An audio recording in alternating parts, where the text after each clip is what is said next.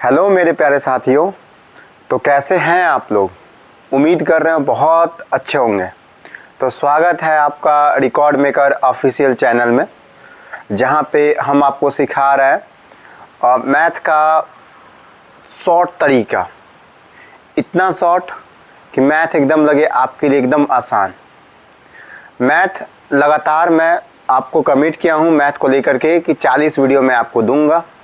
वही 40 वीडियो मैं प्रोवाइड करवा रहा हूँ। धीरे धीरे करके हम 16 तक पहुँच चुके हैं, है ना। तो चलते हैं हम लोग बिना टाइम पास किए पहले नंबर क्वेश्चन पे। तो पहला नंबर क्वेश्चन क्या कह रहा है, देखेंगे सामने। क्वेश्चन कह रहा है कि 12, 25, 18 से विभाज्य सबसे बड़ी 3 अंकीय संख्या और सबसे छोटी 4 अंकीय संख्या के बीच पूर्ण अंतर ज्ञात करिए। देखिए जी, 12, 25 और 18 से विभाज्य सबसे बड़ी 3 अंकीय संख्या। तो कभी भी इस टाइप का क्वेश्चन आएगा तो पहले क्या करना होता है, इन सभी संख्याओं का आपको एलसीएम निकालना पड़ता है। क्या निकालना पड़ता है? एलसीएम। जब आप इनका एलसीएम निकालिएगा तो एलसीएम आ जाता है, ध्यान सुनिएगा, 900। एलसीएम कितना आ जाएगा जी? 900। अब बात समझिएगा, हमारा कितना आ जाएगा? 900। अब बोला है कि 12, 25, 18 से विभाज्य सबसे बड़ी 3 अंकीय संख्या और सबसे छोटी 4 अंकीय संख्या। तो 900 तो खुद 3 अंक का है ना जी, 3 अंक का। अब बात समझिएगा, 1 अंक, 2 अंक, 3 अंक, ठीक। सर 900 ये खुद 3 अंक का है, ठीक। और इससे दुगना करेंगे तो सर 1800 आ जाएगा, जो कि 4 अंक का भी है और सबसे छोटा भी है। सबसे छोटा है क्यों? क्योंकि इनका एलसीएम था, ठीक। अब देखिएगा, तो इन दोनों के बीच का अंतर पूछा है, तो बीच का अंतर कितना हो जाएगा? 900, अर्थात 900 मेरा आंसर यहाँ पे ए हो गया सही। अब आप बोलिएगा कि सर ऐसे कौन पढ़ाता है कि डायरेक्ट एलसीएम निकाल दें। तो भाई हम 1 से लेकर के 16 वीडियो के बीच में हम आपको एलसीएम निकालना सिखाए हैं। अगर फिर भी आपको एलसीएम चाहिए कि नहीं प्रिंस सर आप हमें एलसीएम निकालने का बता दीजिए, तो मैं आपको बता देता हूँ कि एलसीएम निकलता कैसे है। 12 है, 25 है और 18 है। हमें पता है कि सर 12 को तोड़ेंगे तो 3 चौका 12 होता है। सर 25 जो है हम इसको 5 गुने 5 कह सकते हैं, और ये जब हम तोड़ेंगे तो 3 दून, देखिए यहाँ पे इसको कह सकते हैं छतरी के 18, तो 3 और 4 में 2 छिपा होता है तो 6 हो गया। और यहाँ पे क्या हो जाएगा? छतरी 18 अर्थात 3 से यहाँ गुना कर देंगे तो हो जाएगा 5 का 20, ठीक है। 20 25 100 और 3 3 9 अर्थात आ जाता है 900 एलसीएम, ठीक है। नहीं तो बेसिक से आप ऐसे बना सकते हैं 12, 25, 18 ऐसे कर करके तो भी आपका एलसीएम कितना आता है? 900। तो मैं एलसीएम भी निकालना सिखा दिया हूँ। ये तरीका कैसे निकालें ये बात हम पहले बता चुके हैं, ठीक। चलिए मैं आगे बढ़ूँ, उम्मीद करता हूँ यहाँ तक समझ में आ रहा हो। एक और बात, क्या हम इस क्वेश्चन को बिना पेन चलाए बना सकते हैं? बिल्कुल बना सकते हैं। देखिएगा कैसे बनाएंगे। देखिए पेन को हम साइड कर देते हैं। बोला क्या है कि 12, 25, 18 से विभाज्य सबसे बड़ी 3 अंकीय संख्या और सबसे छोटी 4 अंकीय संख्या के बीच पूर्ण अंतर ज्ञात करिए। कितना का अंतर ये बताना है। हमें पता है कि सर 18 है संख्या, तो एलसीएम जो भी आएगा उसमें 18 आएगा, अर्थात 9 का मल्टीपल आएगा। 9 का मल्टीपल आएगा, अब जो भी एलसीएम आएगा वो 3 अंक का रहे चाहे 4 अंक का रहे, उसमें 9 का मल्टीपल आएगा। जब 9 में से 9 घटाएंगे, 9 का मल्टीपल में से 9 का मल्टीपल घटाते हैं तो 9 का मल्टीपल आता है, ठीक है। तो यहाँ पे हम 9 का मल्टीपल ढूंढेंगे, तो 9 का मल्टीपल हमारे पास ए ऑप्शन नंबर था, इसलिए मेरा आंसर ए हो गया। कोई दिक्कत तो नहीं है, इस बात को ध्यान रखिएगा। आगे चलो नेक्स्ट, या डिजिटल सम करते हैं, ऐसे कर सकते हैं। Next question number 2। एक दुकानदार एक वस्तु की खरीद पर निम्नलिखित 3 छूटे की योजना की घोषणा करता है। इनमें से कौन सी योजना ग्राहक के लिए सबसे अच्छी योजना है? मतलब बोल रहा है कि ग्राहक के लिए कौन सी योजना सबसे बेहतर है। मैं ये बात बताया था आपको, ठीक है ना, कि कौन सी सबसे अच्छी योजना है ग्राहक के लिए, कौन सबसे अच्छी योजना दुकानदार के लिए है। तो ये बात मैं फिर से बताने वाला हूँ, ठीक है। ये बात समझिएगा, ये 15% और 18% की 2 क्रमिक छूटें हैं। तो हमें पता है कि सर क्रमिक छूटें जो होती है, अगर 2 x और y की क्रमिक छूटें दी जाए तो x + y - xy/100 होता है, 100% होता है, ठीक है। इस बात को ध्यान रखिएगा कि अगर 2 छूटें x और y है तो x + y - xy/100% होता है। मिटा देते हैं इसको। लेकिन मुझे जो दिया है x का मान, ध्यान सुनिएगा, x का मान 15 और y का मान 18 दिया है। तो सर 15 + 18 माइनस 15 × 18 और बटा में सर 100 करेंगे, ठीक है। अब समझिएगा सर 18 15 23 हो जाता है, ठीक। और ये हो जाएगा सर 15 × 20 से हासिल 12, 15 कम 15, 15 12 27 यानी कि 270, 100 से भाग करेंगे तो 2.7। अब 23 में से 2 घटाएंगे तो 21 और 20 20.3 हो जाएगा। जब इसमें से इसको घटाएंगे तो ये कितना आ जाएगा 20.3, यानी कि जो हमें छूट मिला वो मिला 20.3। ये पूरा सॉल्व करने पे कितना आ रहा था 20.3। इस बात को ध्यान रखिएगा, ये मुझे आया सर 20.30% का 20.3% का छूट मिला। क्या ये बातें आपको समझ में आ पा रही है? हाँ मेरे भाई, पक्का समझ में आ रही होगी आपको ये बात, ठीक है। अब जैसे ही हम आगे बढ़ेंगे तो आपको बोला है कि 6 वस्तुएं खरीदी और 2 वस्तुएं मुफ्त हो गई। देखिए, मुफ्त वाला बात हम ऐसे समझाए थे कि आपको टोटल सामान कितना मिला, उसमें से कितना फ्री मिला, ये डिपेंड करता है। तो सर 2 मुफ्त हुआ है, बस 2 वस्तुएं मुफ्त हो गए, है ना। तो 2 वस्तुएं फ्री पाए हैं सर। कितना वस्तु पे? 6 और 2 8 वस्तु पे सर, 8 वस्तु पे, अर्थात 1/4 यानी कि 25% का यहाँ पे छूट पाए हैं, ठीक। अब आगे चलते हैं। 30% का एकल छूट है, मतलब 30% का एकल छूट है। तो हमको बताइएगा, बात समझिएगा, हमें बताइएगा कि ग्राहक के लिए, क्या बोला सॉरी, इनमें से कौन सी योजना ग्राहक के लिए सबसे अच्छी योजना है? तो ग्राहक के लिए तो सबसे अच्छी योजना तो सी हो गया जी, बात समझिएगा। लेकिन अगर हमसे पूछता कि दुकानदार के लिए सबसे अच्छी योजना कौन सा होगा, तो मेरा आंसर आ जाता, बात समझिएगा, ए। 1 मिनट, 15 और 18 जोड़े थे तो कितना आया था जी? 1 मिनट, कहीं गलती तो नहीं कर देते यहाँ पे। 15 18 जोड़ेंगे तो आ जाएगा 15 × 30 3 23, ठीक है। हाँ सही था 15 33 ना जी, फिर से 23 कह रहा था, 33 ना आएगा जी। देखिएगा 1 मिनट, थोड़ा सा मैं गलती कर दिया हूँ, प्लीज़ इस बात को समझिए यहाँ से, और मैं इस बात को थोड़ा सा रिकॉल कर देता हूँ। यहाँ पे 33 आ जाता, देखिए कैसे। हम क्या कहते हैं, हम बोले थे कि 15 है + 18 है माइनस 15 है गुने 18 है अब बट्टा में 100 था भाई, है ना। अब हमें पता है कि 15 18 करेंगे तो सर 33 आ जाएगा, माइनस 18 × 90 के 0 हासिल 9, ठीक है। 18 × 18 18 9 27 270, ये करिएगा तो 2.7 आ जाएगा। इसमें से 2.7 घटाइएगा तो हमको पता है कि सर कितना आ जाएगा, 30 लिखा रहता है, 30.3 आ जाएगा। तो ये 30.3 आ रहा था भाई, ठीक है, कोई दिक्कत तो नहीं, इस बात को मानिए, ठीक। सॉरी भाई, ठीक है, कान पकड़ के सॉरी बोल दो, नहीं बोलूँगा, आप मेरे छोटे भाई बहन हैं तो नहीं बोलूँगा, बस बात समझिएगा। अब क्या है कि 30.3% का पहला छूट मिला था, दूसरा छूट मिला था 25% का, तीसरा छूट मिला था 30% का, बात समझिएगा। तो हमको सबसे ज़्यादा फायदा क्या होगा? ऑप्शन नंबर ए। कोई दिक्कत, सॉरी ऑप्शन नंबर ए। क्यों इतना जल्दी में है? योजना ए में सबसे ज़्यादा प्रॉफिट मिलेगा। एक और बात समझिएगा, देखिए एक बात मैं समझाता हूँ, इस बात को नोट डाउन कर लीजिएगा कहीं पे। कभी भी दुकानदार को जब योजना का फ़ायदा उठाना होता है तो वो कम से कम डिस्काउंट वाला चीज़ देगा। कभी भी ग्राहक को जब योजना का फ़ायदा उठाना होता है यानी कि डिस्काउंट लेना होता है तो वो चाहेगा कि ज़्यादा से ज़्यादा हमको डिस्काउंट मिल जाए, ठीक है। इसमें सबसे कम सबसे ज़्यादा डिस्काउंट कहाँ मिलता है, इससे संबंधित क्वेश्चन बनता है। बस इन चारों के अलावा कुछ क्वेश्चन नहीं बनता है, इस बात को ध्यान रखिएगा, ठीक है। आगे बढ़ो, चलिए क्वेश्चन नंबर 3। 2 नंबर तक समझ में आ रहा है ना भाई? कोई दिक्कत तो नहीं है आपको? पक्का? चले।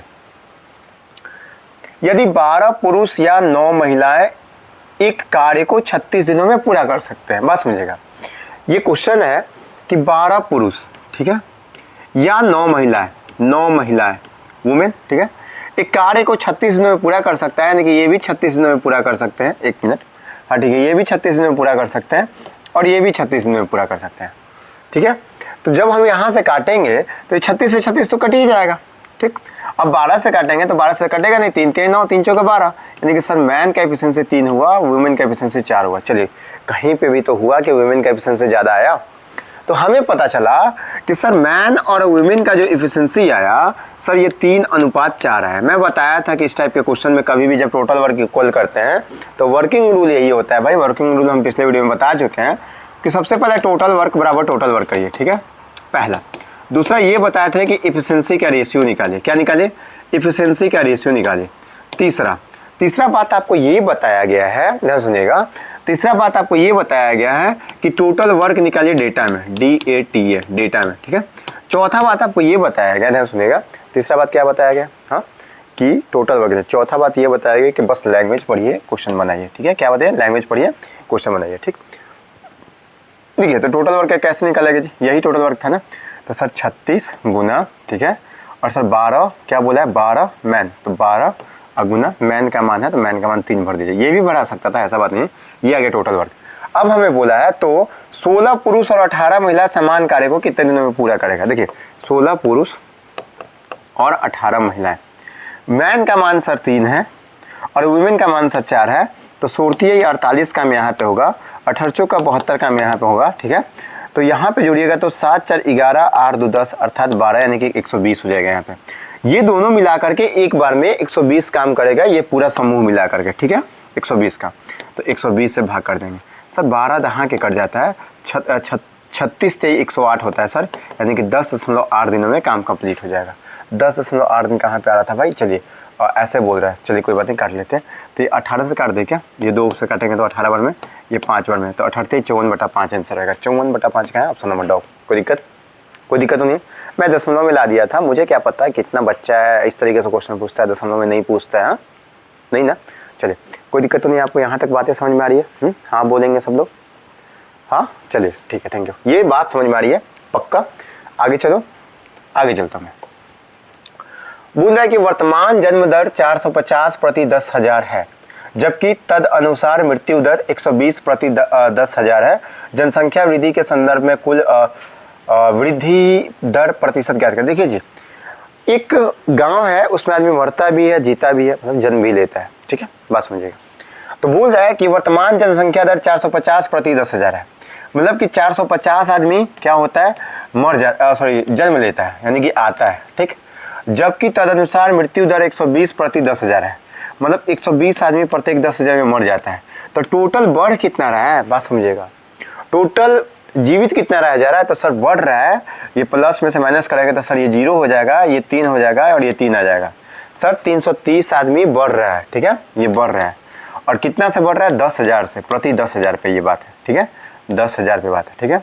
अब गुना कितना कर लेंगे, 100, तो 00 से 00 काट लेंगे, ये 10 से 10, ये दशमलव से यहाँ फिक्स हो जाएगा, यानी कि 3.3% के रेट से क्या हो रहा है, पॉपुलेशन बढ़ रहा है। कोई दिक्कत तो नहीं, हाँ आगे बढ़ो। पॉपुलेशन से संबंधित इसी टाइप का क्वेश्चन आता है बढ़ने घटने पे, तो इसमें क्या किया जाता है कि कभी भी वृद्धि और कमी जो भी देखा जाता है, वो देखा जाता है कि कितना आदमी जन्म लिया है, कितना आदमी मरा है, कितना पे मरा है या कितना पे जन्म लिया है, उसको बट्टा में कर देते हैं। आगे चलो, क्वेश्चन नंबर 5 बोल रहा है। क्वेश्चन नंबर 5, भाई थोड़ा सा ठंड ज़्यादा है ना, बड़ा सा रजाई लेकर के कंबल में रहिए, हाँ, और वो स्टडी टेबल लेकर के एकदम पढ़ते रहिए, दन एकदम जरूरी है, कि नहीं पढ़ेंगे तो फिर गड़बड़ा जाएगा, समझ में आ रहा है ना।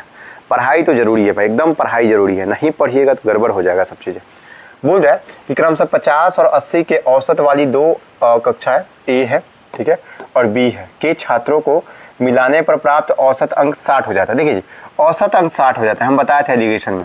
एलिगेशन में क्या होता है, पहले ए वाला लिख लेते हैं, यहाँ पे 50 हो जाता है, बी वाला लिख लेते हैं, यहाँ पे 80 हो जाता है, ठीक है, और ये वाला 60 है, तो 80 में से 60 घटाएंगे तो 20 आ जाएगा, 60 में से 50 घटाएंगे तो यहाँ पे 10 आ जाएगा, ये 0 से 0 काट दिया, यानी कि 2:1 के रेशियो में। तो ए और बी के छात्रों का संबंध किस अनुपात में है, तो 2:1 के रेशियो में। ये बात हम डायरेक्ट इसलिए लिखते चले गए क्योंकि हम एलिगेशन बता चुके हैं, एलिगेशन हम पिछले वीडियो में बताया था। खैर जो बच्चे नए हैं उसको समझिएगा कि एलिगेशन लगता कैसे है।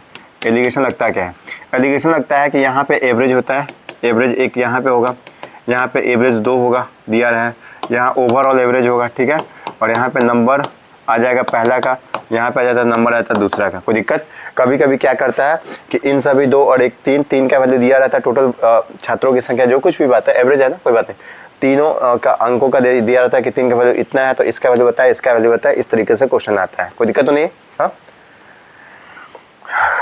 क्वेश्चन नंबर कितना है, 6 नंबर पढ़िए, 6 नंबर क्वेश्चन, 6 नंबर क्वेश्चन पढ़िए सब लोग। नहीं पढ़ाई हो रहा है, पढ़ना चाहिए भाई, पढ़ना चाहिए। बोल रहा है कि 1 घंटे में 5 कुर्सियां का पेंट कर सकता है। क्या बोल रहा है, 1 घंटे में 5 कुर्सियों को पेंट कर सकता है, और बी 1 घंटे में 3 कुर्सियों को पेंट कर सकता है।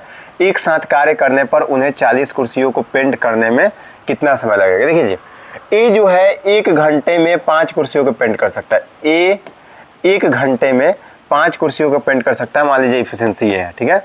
वही बोल रहा है कि बी जो है 1 घंटे में 3 कुर्सियों को पेंट कर सकता है। आगे बोल रहा है को पेंट कर सकता है, एक साथ कार्य करने में उन्हें 40 कुर्सियों को पेंट करने में कितना समय लगेगा।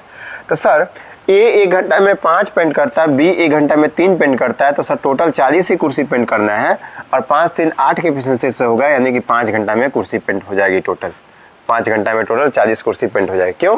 क्योंकि टाइम बराबर होता है टोटल वर्क बटा इफिशिएंसी। कोई दिक्कत नहीं। आगे चलूं।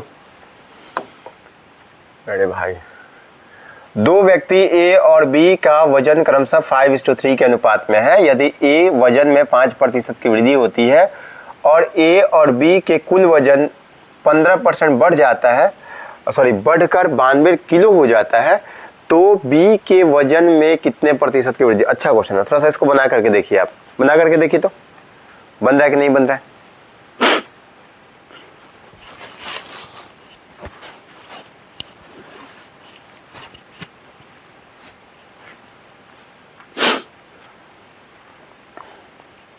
बन रहा है कि नहीं बन रहा है। चलिए मैं बढ़ूँ आगे। अरे हाँ या ना, कुछ तो बोलिए। चलिए, ये बोल रहा है कि दो व्यक्तियों ए और बी का वजन क्रमशः 5:3 के अनुपात में है। ए नाम का कोई व्यक्ति है, बी नाम का कोई व्यक्ति है, ये 5:3 के अनुपात में इनका वजन है, ठीक है। वजन है, वजन, ठीक है। आगे बोल रहा है यदि ए के वजन में 5% की वृद्धि होती है और ए और बी का कुल वजन 15% से बढ़ जाता है। बात समझिएगा, ए और बी का कुल वजन 15% से बढ़ जाता है, अर्थात इस बात को ध्यान रखिएगा, 15% से बढ़ जाता है तो 92 किलो वजन हो जाता है। तो हम ए और बी का वजन शुरू में 5 और 3 8 था, 8 का जब हम 15% बढ़ा देंगे, बात समझिएगा, 8 का जब हम 15% बढ़ा देंगे, एक काम कर ले क्या, हम थोड़ा सा 0 बैठा देते हैं, ठीक है। बात समझिएगा, हम 0 ताकि कैलकुलेशन करना आसान हो जाए। देखिए ये 50 मान लेते हैं, ये 30 मान लेते हैं, बैठा सकते हैं क्योंकि रेशियो में। तो 50 30 80, जब 80 का हम 15% करेंगे, 15% करेंगे, तो प्रतिशत के बदले नीचे आ जाता है 00, ठीक है। तो 0 से 0 करते हैं, 5 दूना 10 और 2 चौका 8, ठीक है ना, और 5 दूना 10 तो 5 15 होगा, 4 12, यानी कि 92। यानी कि 80 का जब आप 15% निकालते तो ये आ जाता 92। बात समझिएगा, कितना था जी, 92 रहता है। बहुत छोटा छोटा बात है, आराम से समझा रहा है जानबूझ के आपको। तो सर 92 आ जाता है। और देखिए ये 92 का वैल्यू 92 दे दिया था क्या, तो कहीं ना कहीं 50 30 80 है और 80 का ही 112%, ठीक है, 115% ही सर 92 है, ठीक है। यानी कि सर शुरुआती जो वजन होगा, बात समझिएगा, ये बोला था कि देखिए यहाँ पे बोला है कि ए और बी का कुल वजन 15% बढ़कर 92 हो जाता है। तो ए और बी का कुल वजन 80 है, 80 में जब 15% का वृद्धि किया तो 115% हो गया, 115% बराबर 92 है, अर्थात शुरुआती वजन जो होगा इनका 50, ए का और बी का 30, हम सही मान लिए थे, ठीक है। अब आगे चलते, बोला है तो बी के वजन में प्रतिशत वृद्धि दर ज्ञात करिए। तो हमें पता है कि सर ए के वजन में शुरू में जो बढ़ा है 5% बढ़ा है। तो सर 50 का जब आप 5% निकालिएगा, यानी कि 5% का मतलब क्या होता है, 1/20, 1/20 निकालिएगा तो सर 5/2 करिएगा तो 2.5 आ जाता है, अर्थात सर ये हो गया था 52.5। बात समझिएगा, ये कितना हो जाएगा 52.5। अच्छा टोटल जो है बढ़ने के बाद वजन हो गया था 92 किलो। बात समझिएगा, 92 किलो, ये बात बताया था कि बाद में 92 किलो हो गया था। तो सर 92 में से 52 घटाइएगा तो हमें पता चला कि सर कि ये 40 आ गया, ठीक है। और ये क्या है, 52.5 घटाना था, अर्थात ये आ जाएगा 39.5। कोई दिक्कत, 92 में से जब 52.5 घटाइएगा तो ये आ जाएगा 39.5। इस बात को मानिएगा। जब ये 39.5 आ गया, हमें पता चल रहा है, ये मिटा देते हैं, ठीक है।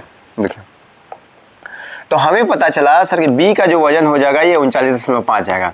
तो बोल रहा है बी कितना से वृद्धि किया, तो सर 30 का जो था वो 39.5 हो गया, तो 9.5 से वृद्धि किया है, और कितना से वृद्धि किया है, 30 से किया है, ये बटा में 0 अगुने 100 कर लेते हैं, ठीक है। 00 से 00 कट गया। अब 95 में जब 30 से भाग करेंगे तो हो जाएगा 3 3 9 और 3 एकम 3 और दशमलव ये 6 यानी कि 31.66। कहाँ पे 6 7 1 600, ठीक है, क्योंकि 31 तिहाई होता है, 31 तिहाई, हाँ ठीक है, 31 तिहाई 93, गुड, ठीक है। ये बात को ध्यान रखिएगा। तो कोई दिक्कत तो नहीं है आपको, हाँ, यहाँ तक कोई दुख दर्द परेशानी तो नहीं है आपको। अगर दुख दर्द परेशानी हुआ तो कोई दिक्कत नहीं हमें, क्योंकि आप अपना इलाज करवाइए, मैं क्या कर सकता हूँ, हाँ, भाई कैलकुलेशन नहीं आएगा, इतना बेसिक से बात बताया फिर भी आपको समझ में नहीं आ रहा, तो मैं क्या कर सकता हूँ इसमें? भाई समझा ही तो रहा हूँ ना, समझिए, बैक करके देख लीजिए, नहीं समझ में आया था। हालांकि ऐसा हो ही नहीं सकता कि ना समझ में आए। बोल रहे कि यदि 24 सेंटीमीटर ऊंचाई वाले एक लंब वृत्तीय शंकु का आयतन 392 पाई है। सबसे पहले कि सभी के साथ ये पाई चिपका हुआ है, ये बात को ध्यान रखिएगा, इतना पाई इतना पाई इतना पाई ऑप्शन में, ठीक है। तो बोला कि यदि 24 सेंटीमीटर ऊंचाई वाले एक लंब वृत्तीय शंकु का आयतन कितना दिया, 392 पाई। तो हमको पता है सर कि शंकु है, तो शंकु के बारे में मैं बता देता हूँ फिर से कि सर अगर ये शंकु है तो शंकु का जो आयतन होता है सबसे पहले शंकु कैसा होता है सर, ऐसा होता है शंकु, ठीक है, ये ऐसा होता है, ठीक, ये शंकु हो गया। तो शंकु का आयतन सर होता है 1/3 पाई आर स्क्वायर एच। सर ये वाला आर होता है, ये वाला एच कहलाता है, ठीक है, ये वाला एल कहलाता है। सर शंकु का कर्व सरफेस एरिया जो होता है ना सर, वो हम नहीं बताएंगे, खिसियाल है आज, पाई आर एल होता है। सर टोटल सरफेस एरिया जो होता है ना सर, ये होता है sir pi r into r plus l होता है, ठीक है। उसके बाद और भी कुछ चीज़ें होती है क्या ना, चलिए, शंकु का आधार का क्षेत्रफल नहीं होगा, शंकु का आधार का क्षेत्रफल एरिया, ठीक है। तो ये क्या होता है, पाई आर स्क्वायर होता है केवल। शंकु का आधार का परिधि नहीं होगा जी, आधार की परिधि, तो कितना हो जाएगा 2 पाई आर। इस बात को ध्यान रखिएगा, कोई दिक्कत तो नहीं है। तो आगे बोल रहा है कि यदि 24 सेंटीमीटर ऊंचाई वाले एक लंब वृत्तीय शंकु का आयतन 392 पाई है, तो सर हमें पता है कि 1/3 पाई, ठीक है, और आर स्क्वायर इंटू 24 बराबर 392 पाई लिखे हैं आप। तो पाई से पाई कट गया, ठीक है, 3 से काटेगा तो सर 8 बार में कट जाएगा, ये 8 से काटिएगा तो 8 चौका 32, 7 1 मिनट 392 है ना, हाँ 8 9 72 49। तो सर आर स्क्वायर का मान जब 49 आ जाएगा तो आर का मान 7 आ जाएगा। तो अगर हमसे पहला क्वेश्चन पूछता, देखिए जो क्वेश्चन पूछेगा मैं सब बात बताता हूँ, ठीक है। तो पहला क्वेश्चन हमसे पूछता कि रेडियस बताइए, क्या पूछता कि रेडियस बताइए। दूसरा क्वेश्चन हमसे पूछ सकता था कि साइलेंट हाइट बताइए, तिर्यक ऊंचाई बताइए। तो हमको पता है कि तिर्यक ऊंचाई बराबर क्या होता है, शंकु का तिर्यक ऊंचाई बराबर क्या होता है, एल बराबर क्या होता है, √h² प्लस आर स्क्वायर होता है। क्या होता है जी, √h² प्लस आर स्क्वायर होता है। इन सभी बातों को ध्यान रखिएगा। तो हमसे तिर्यक ऊंचाई पूछ सकता था, लेकिन हमसे पूछा क्या, वक्र पृष्ठीय क्षेत्रफल ज्ञात करें। तो वक्र पृष्ठीय क्षेत्रफल पाई आर एल होता है, हम क्या कर देंगे पाई, ठीक है, आर का मान है 7 और एल का मान है, एल का मान हमें नहीं पता है तो एल का मान हम निकाल लेते हैं। एल का मान हो जाएगा √7 का स्क्वायर, देखिए आर स्क्वायर किए तो 7 का स्क्वायर 49 प्लस फिर पता है एच का स्क्वायर 24 का स्क्वायर करेगा तो कितना हो जाएगा 576, कितना हो जाएगा जी 576, तो 576 कर लेते हैं। अब जब हम जोड़ेंगे तो कितना हो जाएगा जी 625, तो ये कितना आ जाएगा 25, स्क्वायर रूट हटाएंगे तो कितना आ जाएगा 25, देख लीजिएगा आप, ठीक है, ये आ जाएगा 625, तो ये कितना हो जाएगा, ये आ जाएगा 25, बात समझिएगा। एल का मान कितना आ जाएगा 25, तो यहाँ पे कर लेंगे 25। अब 25 सतह कितना होता है जी 175 से 175 पाई, यहाँ पे आंसर आ गया। कोई दिक्कत नहीं ना जी, इस बात को याद रखिएगा। एक ट्रिपलेट भी होता है 7 24 25 का, तो मैं चाहता तो बिना निकाले इसको हम बता सकता था कि अगर ये 24 है तो जरूर सर 7 24 25 का जब ट्रिपलेट होता है, तो इस बात को ध्यान रखिएगा। देखिए कुछ ट्रिपलेट आप याद रखिए, जैसे कम से कम आप तो 3 4 5 याद रख लीजिए, ठीक है। 3 4 5 याद रखने के बाद आपको पता है कि 2 से गुना करेंगे तो 6 8 10 भी हो जाएगा सर, है ना। एक 7 24 25 याद रख लीजिए, कम जगह तो अभी इतना ही याद रखिएगा, बाकी मैं बाद में बता दूंगा, कोई दिक्कत तो नहीं है। आगे चलो, हाँ चलिए क्वेश्चन नंबर आप 9 पे आते हैं। क्वेश्चन नंबर 9 एकदम बेसिक सा बात है, बच्चा की तरह क्वेश्चन है, इतना छोटा बच्चा की तरह क्वेश्चन है, बात समझिए क्या बोले। 7/8 का आता, 8 का हमको पता है कि सर बोर्ड मास है, board mass. B for bracket 3 प्रकार का होता है, छोटा वाला, मसला वाला, बड़ा वाला। ओ फॉर ऑफ का मतलब क्या होता है, इसका काम करते हैं, पहले इसका काम फिर इसका फिर इसका। फिर डी फॉर डिवाइड का काम, M for multiply, addition, subtraction, इन तरीकों से क्वेश्चन बनता है आपका, है ना। तो हम क्या करेंगे, बात समझिएगा, हम क्या करेंगे, अब बोला है कि 7/8 का मतलब गुना 5/16 है ना जी, 5/16 गुना 6 प्लस 15 माइनस 10। अब बात समझिएगा यहाँ पे। अब हम यहाँ से कुछ नहीं करेंगे, 16 है सर, तो हम काट सकते हैं क्या 2 से तो काट सकते हैं, 2 3 6, ये 2 से काट सकते हैं, 2 चौका 8, तो ये हो जाएगा 8 चौका 32, बात समझिएगा। ये हो जाएगा 35 35 अतियाई 35 से 105 होता है, तो 105/32 हम कर देते हैं। कितना कर देते हैं? 105/32, ठीक है। अब माइनस ये 15 में से 10 घटा तो 5/1। अब 32 का यहाँ पे एलसीएम आ जाएगा। लेकिन यहाँ पे 64 कैसे हो रहा है भाई? सोचो को 64 कर दिया है क्या? 1 मिनट, यहाँ 2 से काटा 2 3 6, ये 2 से काटे तो 8 बराबर कटेगा ना जी। पता ना कैलकुलेशन क्या हो गया है, मेरा दिमाग खराब हो जाता है। 2 से काटेगा तो 8, 8 8 64, 35 तिहाई 105, ठीक है। 105/64 कर लेते हैं। ये कितना हो जाएगा? 105/64 प्लस 5/1, है ना। अब यहाँ पे करेंगे तो ये 64 आ जाएगा, ठीक। 64 एकम 64, तो ये 105 आ जाएगा, ठीक। प्लस ये 64 में जाएगा तो 64 पचे, देखिए कैसे होता है। देखिए जब 64 में आपको 5 से गुना करना हो ना, तो ऐसा भी कर सकते हैं कि 5 का 20 की जगह हासिल 2 और 6 पचे 30 2 32, या फिर ऐसे कर सकते हैं कि 6 पचे 30 300 और 5 का 20 320, ठीक है ना। तो ये आ जाएगा 320। अब जब इसको जोड़िएगा तो आ जाएगा आपका कि 20 5 25 और 3 और 1 4, 425/64। कितना आंसर आ जाएगा जी? 425/64। देखिए कहाँ पे 425, ये तो बट्टा 64, 425/64। ऑप्शन नंबर ए, ऑप्शन नंबर ए आपका आंसर चाहिए। कोई दिक्कत तो नहीं? हाँ, उम्मीद करते हैं कि यहाँ तक आपको समझ में आ रहा होगा। हाँ, और आप सभी बातें समझ में आ रही हो। क्या बोल रहे हैं, इतना इजी सा बात आपको समझ में नहीं आ रहा तो मुंह फोड़ देंगे आपका मार के, ठीक है। हाँ सच में मार के। चलिए, बोल रहा है कि x/y y/z के वर्गों का मध्य अनुपात ज्ञात करिए। बात समझिएगा। तो हमको पता है कि सर यहाँ से 3 तरीके का क्वेश्चन आता है। कितना तरीके का? 3 तरीके का। पहला आता है मध्य अनुपात आता है। मध्य अनुपात क्या होता है सर? मध्य अनुपात होता है √/AB। कितना होता है जी? √/AB। अब होता है क्या? तृतीय अनुपात होता है सर। तो तृतीय अनुपात क्या होता है? तृतीय अनुपात क्या होता है? b² होता है। क्या होता है? b² होता है। एक होता है चतुर्थ अनुपात होता है सर। तो चतुर्थ अनुपात क्या होता है सर? जब चतुर्थ अनुपात पूछेगा सर तो BC/A होता है सर। सर चतुर्थ अनुपात में क्या होता है? 3 चीज़ें दिया रहता है, ABC दिया रहता है, इसमें केवल AB दिया रहता है, 2 चीज़ें दी रहती है, इसमें भी सर केवल 2 चीज़ें दी रहती है, AB दी रहती है। तो देखिए इस तरीके से आप क्वेश्चन बना सकते हैं, ठीक है। अब देखिए बोला है कि x/y, तो ये टोटल A मानेंगे, ठीक है, और y/z इसको टोटल B मानेंगे। वर्गों का मध्य अनुपात क्या है? इसका वर्ग करिएगा तो कितना हो जाएगा? x² हो जाएगा। अब इसका वर्ग करिएगा तो कितना हो जाएगा? y² हो जाएगा। अब वर्गों का मध्य अनुपात, तो मध्य अनुपात के लिए √ओवर करते हैं सर। ए बी तो ए हो गया, ई बी हो गया, तो इसको गुना कर दीजिए। y² से y² कट गया। अब हमें पता चला कि सर ये √x² हो गया। इसको रूट से निकालिएगा तो सर x/z हो जाएगा। कोई दिक्कत है? तो x/z कहाँ पे है? ऑप्शन सी में है। हाँ, कोई दिक्कत तो नहीं है आपको? पक्का पूरी बात समझ में आ तो रही है आपको? कोई दिक्कत तो नहीं है? चलो आगे, चले आगे चलता हूँ मैं। देख लीजिए यहाँ पे ये पूरी बात समझ जाने के बाद क्वेश्चन नंबर 11 पे आ गए हैं। बोला है कि यदि आप एक जैकेट 2500 रुपये में खरीदते हैं और 2 समान जैकेट 4500 रुपये में खरीदते हैं तो छूट प्रतिशत ज्ञात कीजिए। एक जैकेट का अंकित मूल्य 2500 है। अब देखिए 2500 रुपये में आप एक जैकेट खरीदते हैं, ठीक है।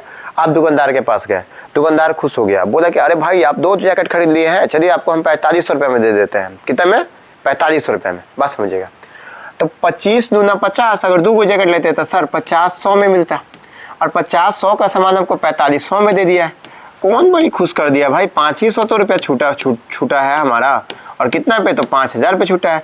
00 से 00 कट गया, ये कटेगा तो 1/10, और 1/10 का मतलब होता है 10% का छूट दिया गया। तो कितना का छूट मिला? छूट प्रतिशत 10% का हो गया, ठीक है। छूट प्रतिशत, डिस्काउंट प्रतिशत बराबर होता है डिस्काउंट बटा MP × 100। कभी भी छूट MP पे दिया जाता है, यानी मार्क्स प्राइस पे दिया जाता है। कभी भी प्रॉफिट या लॉस CP पर होता है, इस बात को ध्यान रखिएगा। हाँ चलिए आगे चलता हूं मैं। क्वेश्चन नंबर 12 आ गया। क्वेश्चन नंबर 12 क्या कह रहा है, इस बात को समझिए बहुत अच्छे ढंग से, ठीक है। क्वेश्चन नंबर 12 आपका ये कहना चाहता है कि एक पुलिस अधिकारी एक चोर का पीछा करता है जो उससे 800 मीटर की दूरी पर है, ठीक है। यदि क्रमशः 8 किलोमीटर प्रति घंटा, ठीक, वे क्रमशः 8 किलोमीटर प्रति घंटा और 7 किलोमीटर प्रति घंटा की गति से दौड़ते हैं तो चोर को पकड़ने के लिए पुलिस अधिकारी से कितना दूर तक दौड़ा होगा। बात समझिएगा। देखिए भाई, चोर पुलिस का क्वेश्चन हम हमेशा के लिए बता देते हैं किस टाइप से क्वेश्चन आता है। ऐसा नहीं कि एक ही इसी टाइप पे आता है, इस टाइप पे कितने तरीके का क्वेश्चन बन सकता है, मैं ये बताना चाहता हूँ। देखिए जी, चोर पुलिस का क्वेश्चन जब भी आएगा, देखिएगा यहाँ पे, जब भी आपका चोर और पुलिस का क्वेश्चन आएगा, अगर आप देख लीजिएगा कि अगर टाइम फिक्स्ड है, अगर टाइम कांस्टेंट है, टाइम समान है दोनों के लिए, ठीक है, टाइम समान है, ठीक है, इस बात को ध्यान रखिएगा। तो यहाँ पे लिख दीजिए चोर, यहाँ पे लिख दीजिए पुलिस, पहले पुलिस लिखिएगा, आपको पुलिस बनना है तो पुलिस। क्या आप चोर बनना चाहते हैं? चलिए कोई बात, पहले हम पुलिस लिख देते हैं, ठीक है, फिर हम लिख देते हैं चोर, फिर लिख देते हैं हम चोर, ठीक है। तो पहले पुलिस लिखिए फिर चोर लिखिए। यहाँ पे क्या होता है, पुलिस या चोर का स्पीड का अनुपात होता है, बात समझिएगा, स्पीड का अनुपात दिया रहता है। अगर हमारा पुलिस और चोर का स्पीड का अनुपात A:B दे दिया है, ठीक है ना, A:B, ठीक है, और जो अगर टाइम कांस्टेंट है तो जो स्पीड का अनुपात होगा वही डिस्टेंस का अनुपात होगा, इस बात को ध्यान में रखिएगा। तो ये भी A:B हो जाएगा, ठीक है, ये डिस्टेंस का अनुपात। इनके बीच का गैप, ये चोर का गैप दिया रहता है, ये क्या होता है, चोर और पुलिस के बीच का गैप, जो पुलिस के शुरुआती गैप, शुरू का गैप दिया रहता है कि कितना गैप पे वो है, ठीक है ना, गैप, अंतर, ठीक है।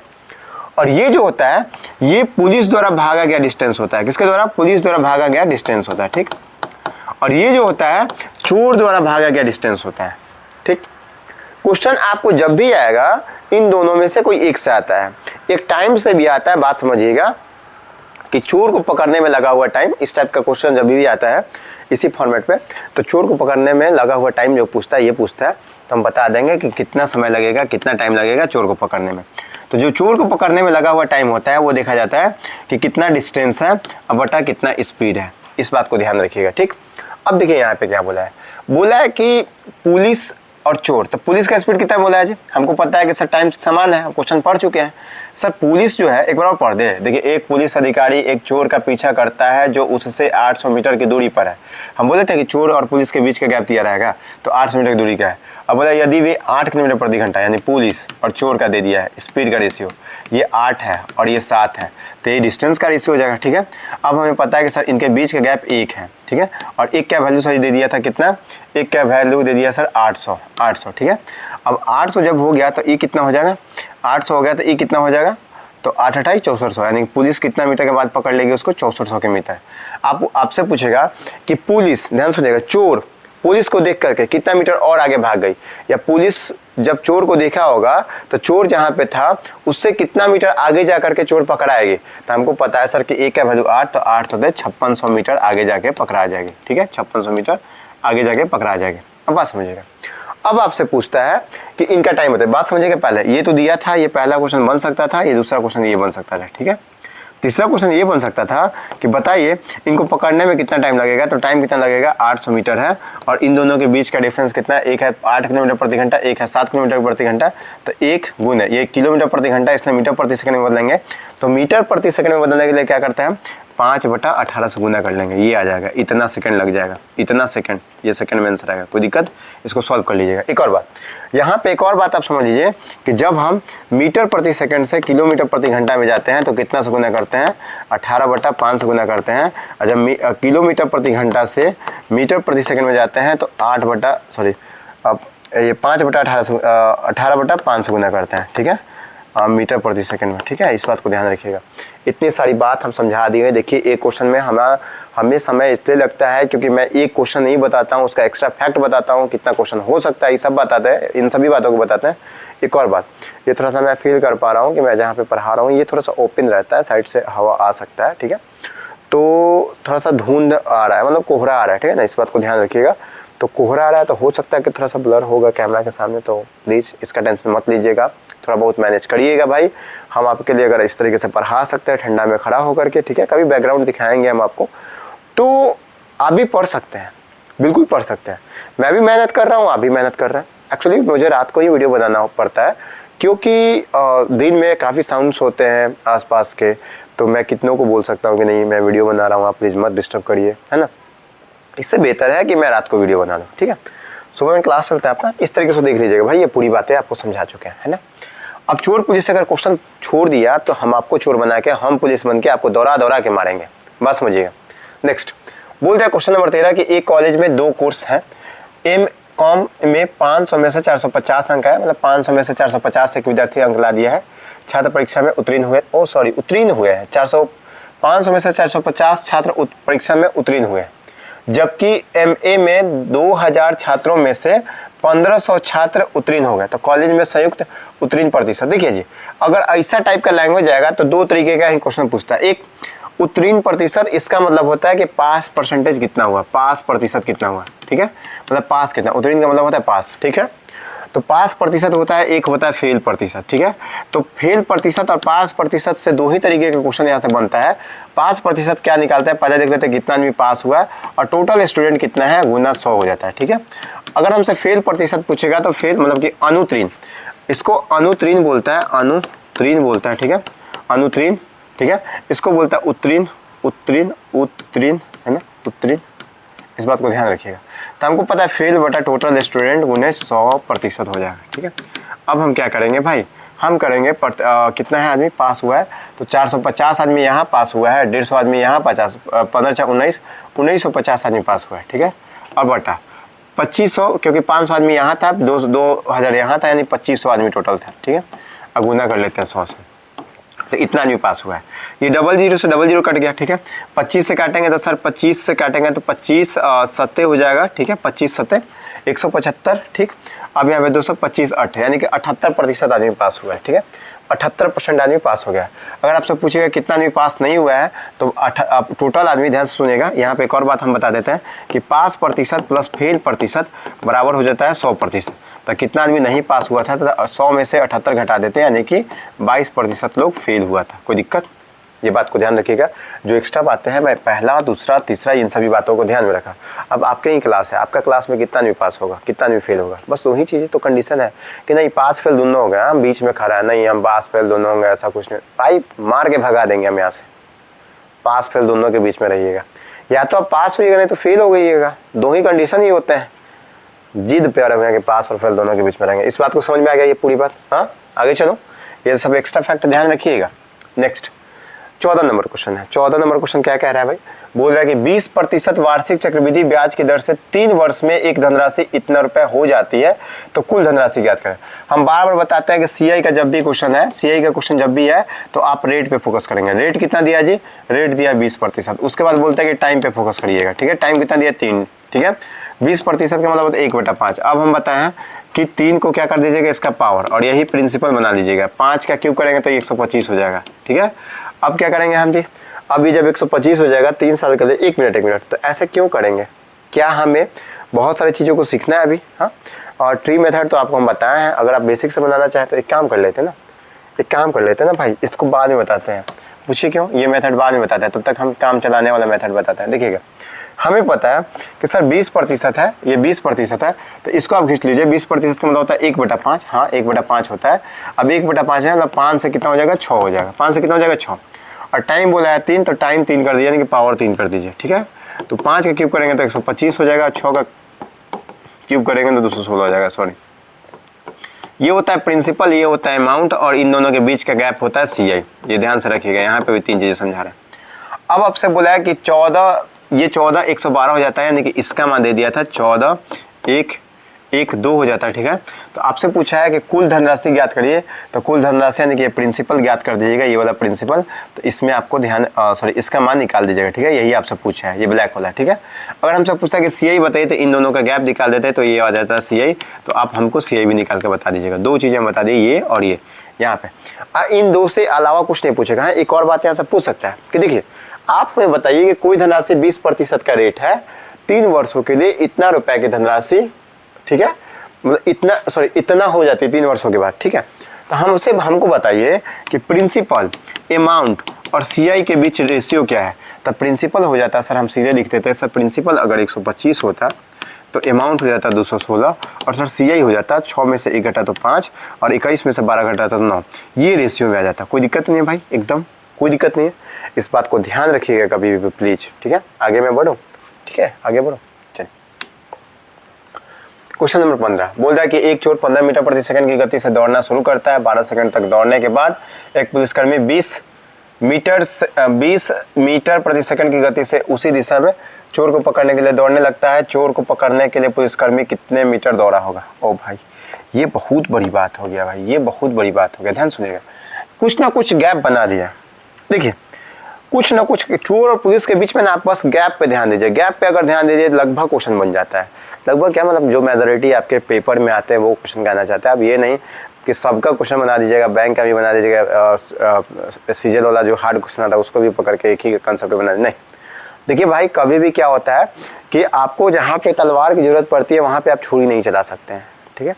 और जहाँ छुरी की काम होती है वहाँ तलवार नहीं चला सकते। जहाँ सुइया का काम होगा वहाँ पे क्या कहिएगा कि नहीं हम लेके आ रहे हैं, भाला भोग देंगे, ऐसा होगा तो गड़बड़ाइए जाएगा, बात समझिएगा।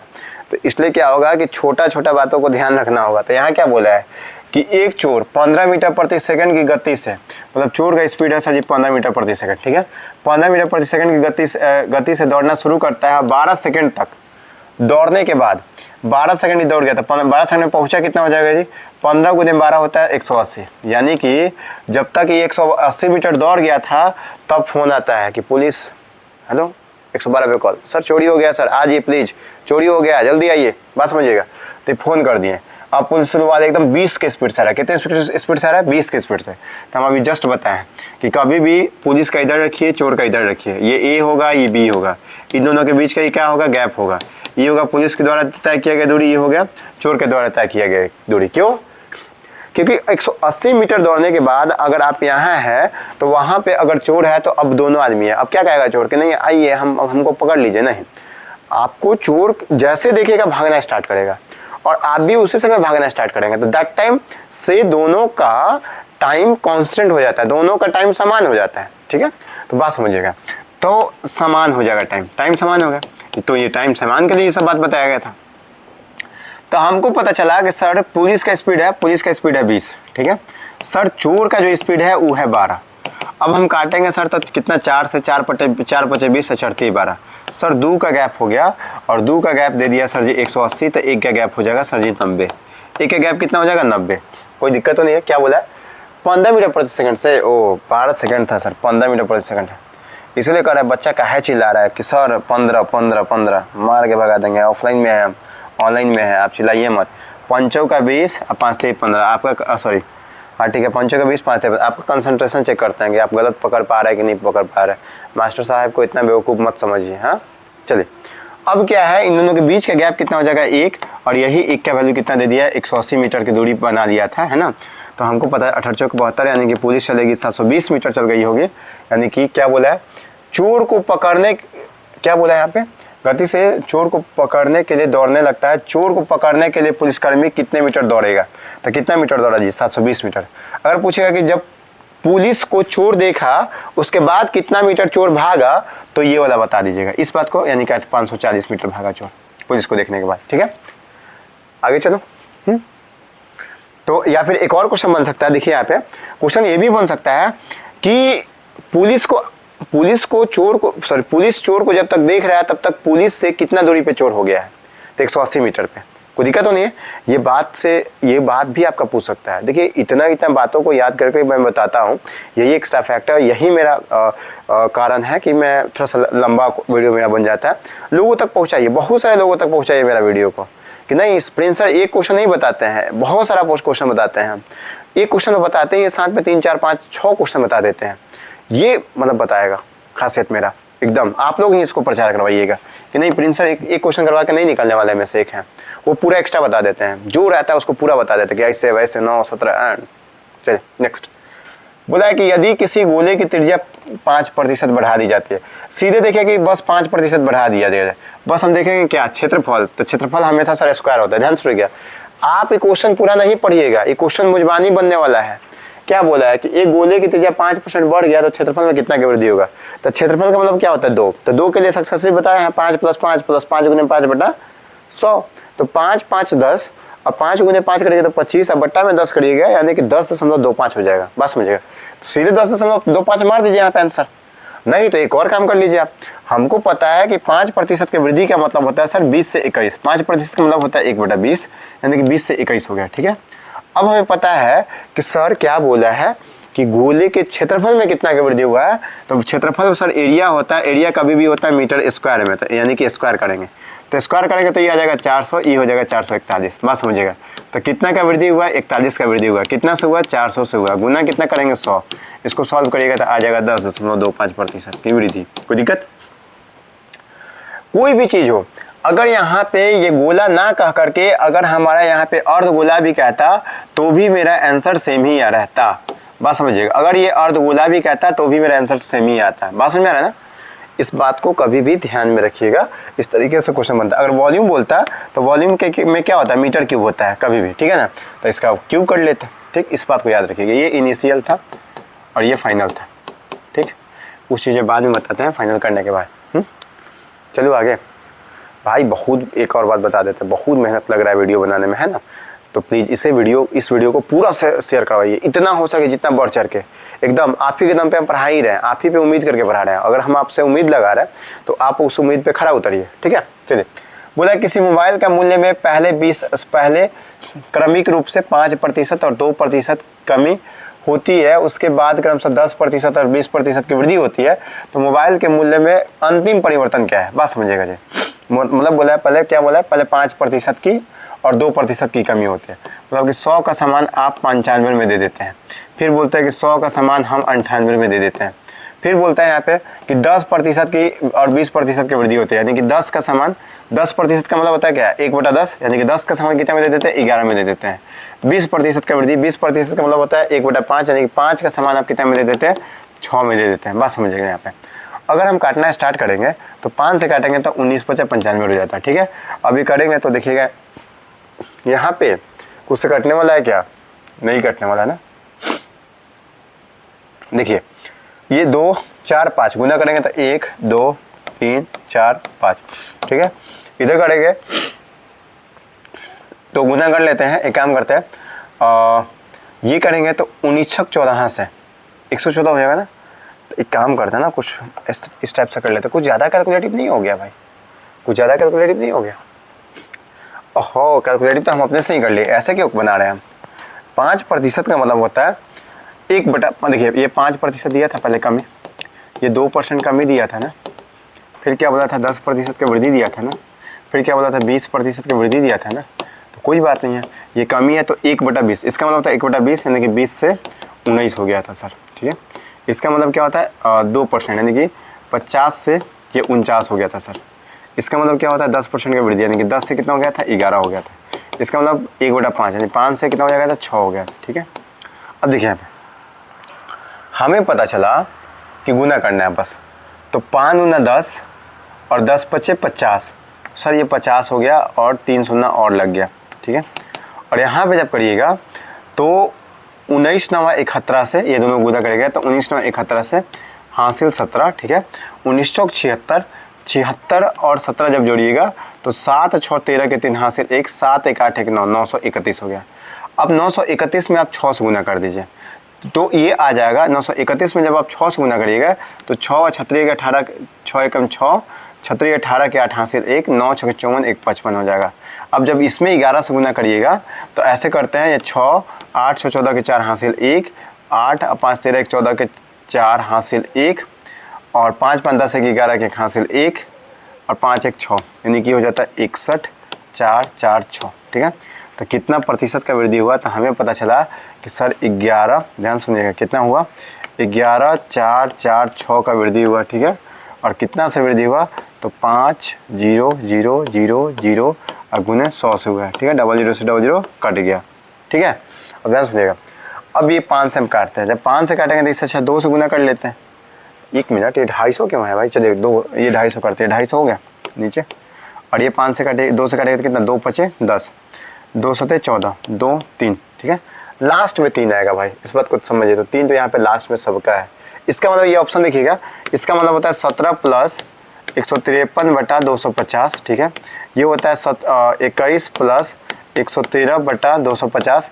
तो इसका मतलब हम बताए थे ना कि आप 17 प्लस, हम ऐसा बताए थे कि आप 17 + 1/19 लिखे या 17.1/19 लिखे, बात बराबर होता है।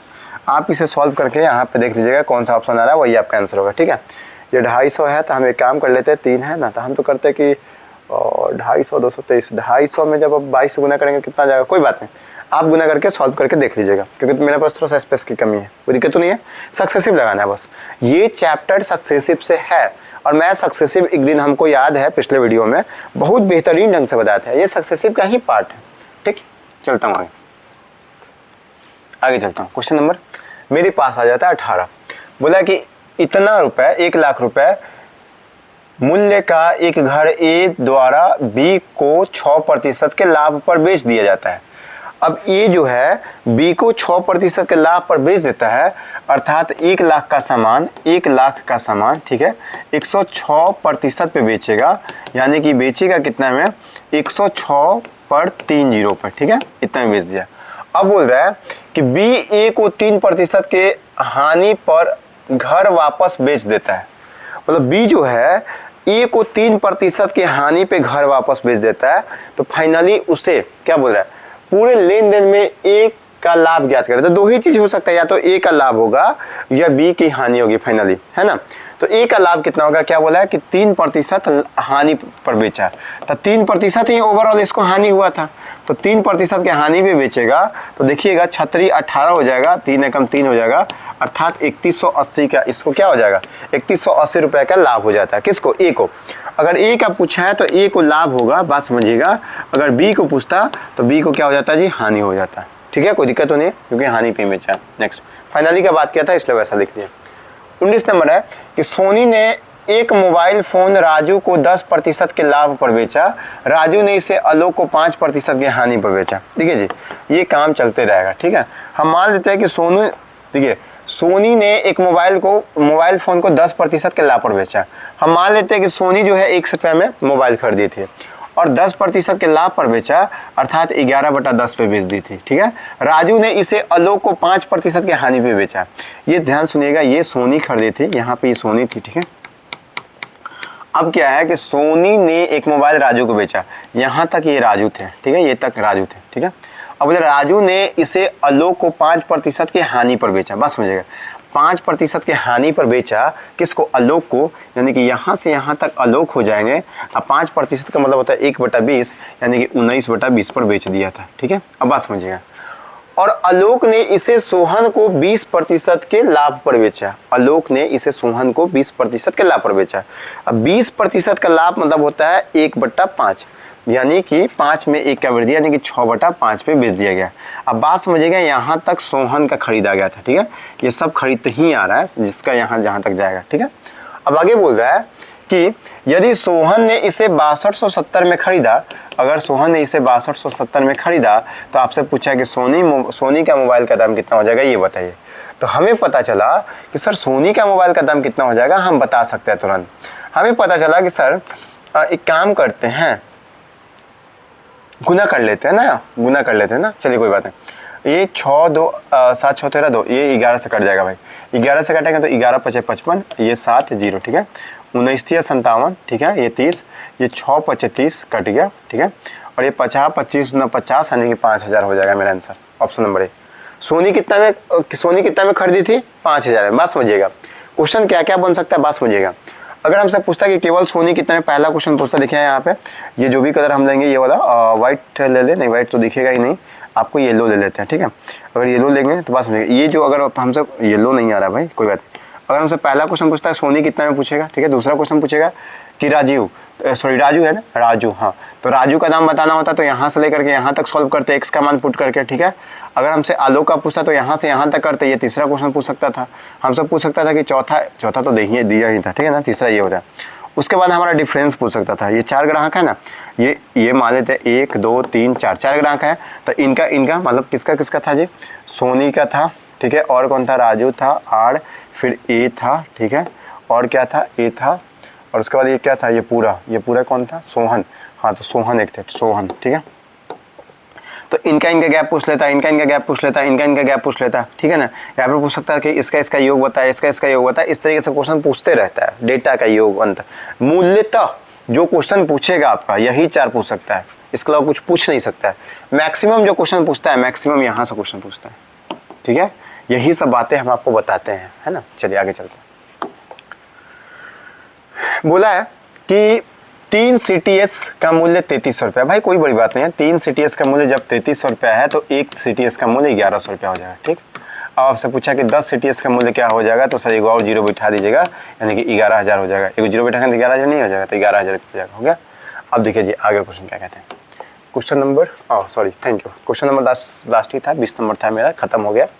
इसी के साथ आज का वीडियो मैं यहीं तक रखूँगा, लेकिन मैं कुछ समझा देता हूँ कि अगले वीडियो में आने से पहले प्लीज़ आप अपना पूरा नोट्स अच्छे ढंग से रिवाइज करिए भाई, ठीक है। जो नोट्स में कुछ क्वेश्चंस ऐसे होंगे जो कि आपको बार बार बनाने के बाद भी समझ में नहीं आ रहा, वो अपने पड़ोसी से पूछिए अगर कोई अवेलेबल है तो। अगर आप क्लास ऑफलाइन आते हैं मेरा, तो आप प्लीज़ ऑफलाइन क्लास में आकर के ऑफिस में पूछ सकते हैं आप हमसे कि क्या दिक्कत है नहीं है, ठीक है। और लगातार आप वीडियो देखिए, उसका कंसेप्ट देखिए, जो हम समरी दे रहे हैं उसको लिखिए, है ना। बाकी मैं कंटिन्यू आपके साथ आते रहूँगा सामने, ठीक है। तो मैं आज के लिए इतना ही रखता हूँ, धन्यवाद।